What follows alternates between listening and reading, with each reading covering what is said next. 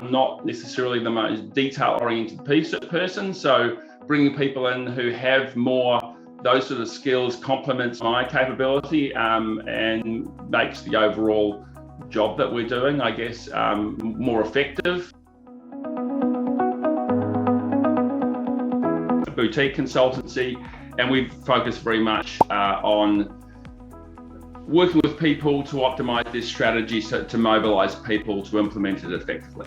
It started in around 2012 after I left the corporate world. So my background is working in marketing, sales, business development, innovation, and fast-moving consumer goods. And I've worked in places like the UK, Spain, and France, but I'm originally a Kiwi. So we sort of took all that knowledge and pulled that together when we sort of set up the business and linked into XPotential internationally.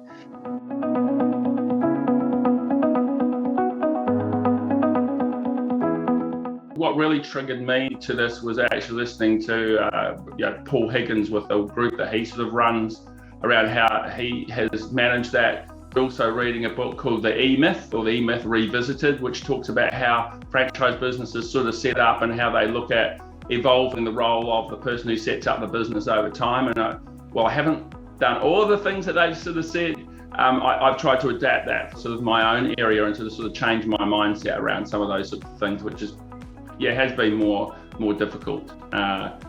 Was one of the most difficult things to sort of get my head around to start with. And I'm fortunate in my business, I also work with my partner, my wife. So she does some of the roles that as well. So I delegate to her, but she also manages some of those sort of relationships on a day-to-day basis as well.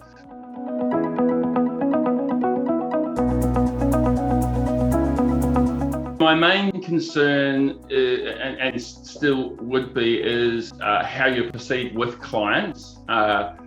Particularly most of the clients and the decision makers that I work with are quite senior executives or business owners. So the relationship is often quite a personal one with them. And I have an ethos that basically the only people that really work with the businesses are people who have significant experience. They're really going to add value in those touch points. So trying to find out the role of having someone come in and provide that administrative support and other things like that, and where that best fitted in was, it took me some time to sort of work through, which we have, and that's where it sits more like in the marketing and admin sort of stuff, rather than sort of sitting in the I guess the core of our sales journey, if you like, unless it's very, very early in the life cycle. So that took a while to work through it, and to be honest, we're still working through it, we're still optimizing it, and I'm sure that we can get a lot better.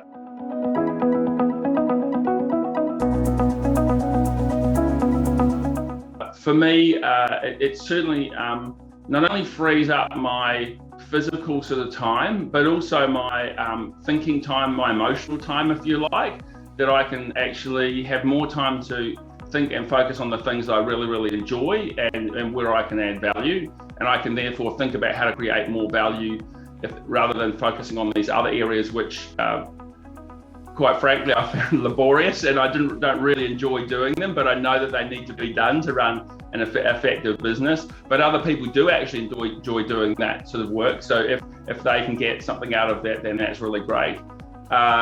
So there's that sort of side of things. I think by the same token, like, I'm not necessarily the most detail-oriented person, so bringing people in who have more those sort of skills complements my capability and makes the overall job that we're doing, I guess, more effective for them, for our clients. I think that the biggest challenge for me was to actually get that working really well does require upfront time. So there's always this pressure around day-to-day delivery, etc. But if you really want to set up that support network, you actually need to spend some time in planning up front. So that takes you away in the short term from that.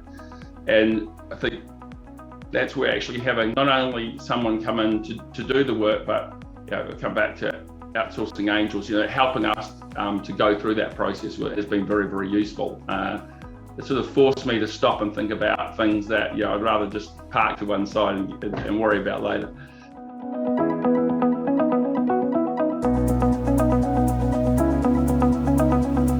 My suggestion is to sit down beforehand and really understand what type of support you need, what you want to do yourself within the business, and ultimately longer term, where you need support that requires much more direct engagement from you and sort of managing that sort of directly, and where you have the skills to do that, and where actually it may be that you need support in certain areas.